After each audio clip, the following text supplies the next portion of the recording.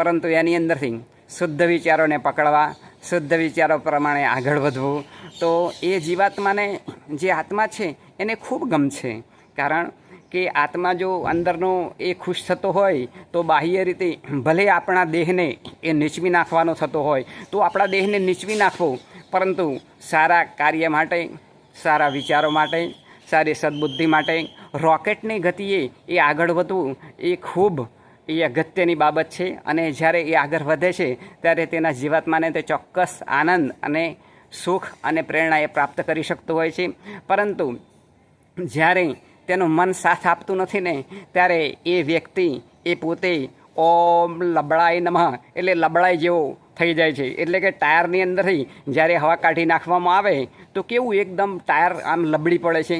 જ્યારે હવા ભરવામાં આવે પ્રેશરથી તો એ ટાયર કેવું આમ ટટ્ટાર બની જતું હોય છે.